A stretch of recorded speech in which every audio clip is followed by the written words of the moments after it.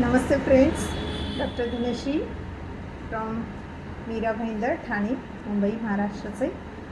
बहुत लोगों को ये मैंने ग्लोबल्स के लिए वीडियो डाला था और थोड़ा एक्सप्लेन भी करना था। थोड़ा कम समय था उस टाइम पे, मैं बना रही थी तो आपको वीडियो मैंने डाल दिया। लेकिन दोस्तों, इसमें मैंने वीडियो ऐसा बनाया कि आपको कुछ भी क्वेश्चन नहीं आएगा। जो एंटीकोल्ड नंबर 1 नंबर 2 बनाए हैं उसमें मैंने डाइल्यूशन भी बताया, रेशो भी बताया है प्रॉपरली, और आपको एक वीडियो भी डाला था कि कैसे आप अलग अलग मतलब मेडिसिन से डाइल्यूशन का जो प्योर आरएस में बना के ग्लोबल्स बना सकते हैं। अभी ग्लोबल्स जो होती है ना, 20 नंबर भी आती है, 30 नंबर आती है, 60 नंबर भी आती है। 60 नंबर की भी जो ग्लोबल होती है ना, बड़ी होती है। जहाँ हमें 30 नंबर का ग्लोबल 10 देना पड़ता है, वहाँ हम 60 नंबर की 1 या 2 ग्लोबल यूज़ कर सकते हैं। तो हमें ये सारा जानकारी होता है, लेकिन ना हम जानकारी लेने की कोशिश नहीं करते, बस एक के बाद क्वेश्चन पूछते जाते हैं रेडीमेड। दोस्तों, अपना भी नेटवर्क यूज़ करना सीखो। हर बार कोई हॉटस्पॉट नहीं देगा ना, कुछ इमरजेंसी है तो मिल जाएगा, लेकिन अपना भी नेटवर्क हमें यूज़ करना चाहिए। थोड़ा सा ईजी हो जाता है। सर ने नोट्स इतना अच्छे से देते हैं, इतना अच्छे से पढ़ाते हैं ना सर। अगर आप वर्ड टू वर्ड नोट कर लीजिए ना, तो आपको कभी किसी से पूछने की ज़रूरत नहीं पड़ेगी। ये 30 डेज़ का जो आपको दिया है ना फ्री में, वो हमारा फर्स्ट लेक्चर 2 साल पहले, तभी भी सर ने इतना डीप में नहीं पढ़ाया है।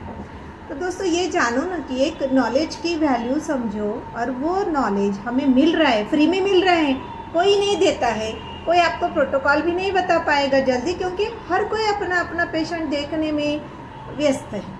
व्यस्त होना भी चाहिए। जिसके पास नॉलेज है वो ज़्यादा पेशेंट देखेगा, ज़्यादा अच्छा प्रैक्टिस उसका करेगा। लेकिन दोस्तों, अपने खुद को स्टडी करना ही पड़ेगा। आपका पहला भी वीडियो मेरा आप देख लीजिए, उसमें भी मैंने बताया कि खुद का स्टडी बहुत ज़रूरी है।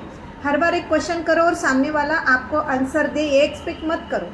जहाँ इमरजेंसी, मतलब इमरजेंसी नहीं कहूँगी मैं, कि कभी कभी होता है कि डिस्कशन में कभी डाइल्यूशन नहीं समझता है, कभी कौन सा प्रोटोकॉल नहीं समझता है, तो डिस्कशन अलग होता है। लेकिन ये बहुत ज़रूरी है कि हमें खुद को स्टडी करना पड़ेगा। अभी एक डॉक्टर साहब ने अभी टेलीग्राम पे डाला कि किडनी पे एक्सटर्नल एप्लीकेशन क्या करना है। लेकिन आप ही देखो दोस्तों, अगर उसी दिन नहीं आपको टाइम मिलता है, आपको वीडियो बाद में मिल रहा है, यूट्यूब पे मिल रहा है, तो आप दूसरे दिन तीसरे दिन आपके पास टाइम होता है तो आप करना चाहिए। और मुझे बताना मैं ज़रूरी नहीं समझती, फिर भी बताती हूँ। हम तो लेडीज सुबह में पहले किचन में हमारा 2-3 घंटा जाता है। आप तो इजीली नोट्स बना सकते हो, टाइम निकाल सकते हो। हम घर का नाश्ता भी बनाएंगे, खाना बनाएंगे, सब चीज़ अपडेट करके फिर क्लिनिक आएंगे, और क्लिनिक में पूरा दिन बैठ के फिर शाम को भी हमें घर में टाइम देना है, फिर दूसरा क्लिनिक में भी जाना है। तो आप ही सोचो ना, अगर हम सब ये मैनेज कर सकते हो तो आप क्यों नहीं कर सकते। दोस्तों, सच्चे मन से अगर सीखना है ना जिसको, वो बरोबर नोट्स निकालता है, टाइम निकालेगा। अपने लिए टाइम निकालो, हमें स्टडी करना है, आगे बढ़ना है, बहुत ज़रूरी है। और अगर आप तो एलोपैथी के साथ ही ईएच जोड़ रहे हो ना, तो फिर जहाँ ईएच में कभी कभी नहीं मिलता है रिजल्ट, आपके पास एलोपैथी भी तो है। इमरजेंसी उस टाइम पे वो पेशेंट को रिलीफ दे सकते हैं ना, और बाद में स्टडी करते रहो, धीरे धीरे इलेक्ट्रोपैथी भी आ जाएगा। इलेक्ट्रोपैथी सबसे डिफ़िकल्ट है, डीप है और वास्ट स्टडी है। जितना भी करो उतना कम है। तो आपको 38 मेडिसिन है, लेकिन सबका कॉम्बिनेशन बना के, कंबाइन के मेडिसिन के साथ भी कितना सारा प्रोटोकॉल बनता है। और सबको जो प्रोटोकॉल सभी का रहेगा वो सेम नहीं रहेगा।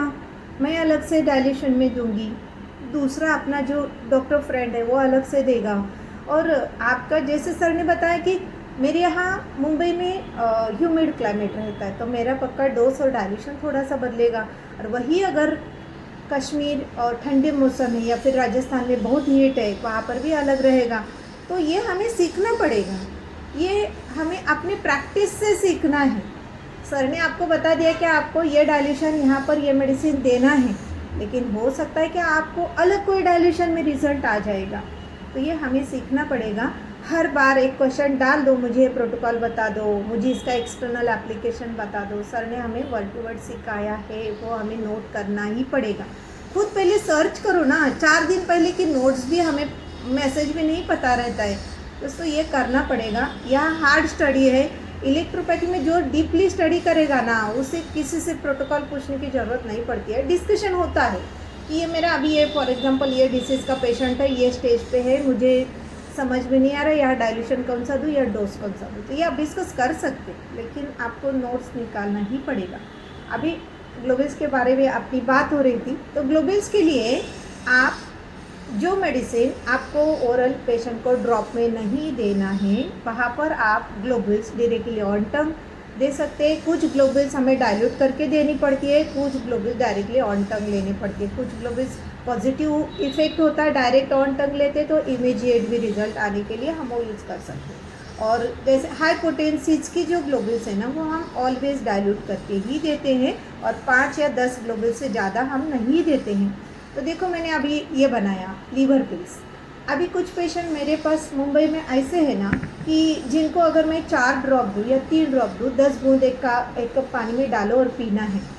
बिजी शेड्यूल में ऑफिस वर्कर्स है, उनको मीटिंग्स होता है, कंटिन्यूस बिजी रहते हैं अपने वर्क में, वो नहीं ले सकते, तो उनको मैं कभी 2 ग्लोबल्स और 2 ड्रॉप वाला डाइल्यूशन बना के देती हूँ। तो उनके लिए भी इजी होता है, क्योंकि पेशेंट जब आपका मेडिसिन कंटिन्यू करेगा तब आपको रिजल्ट आएगा, तो फिर उसके लिए भी आप कन्वीनियंट करो। पहले तो ये खुद समझो कि वो पेशेंट को ये तकलीफ हो रही, मतलब इसको क्या होता होगा, कैसा वो महसूस करता होगा, उसका कितना दर्द होता होगा और हमें क्या करना चाहिए। वो इसलिए सर बताते हैं आप एक्यूट सोचिए, क्रोनिक सब एक्यूट, उसमें कौन सा डाइल्यूशन देना है।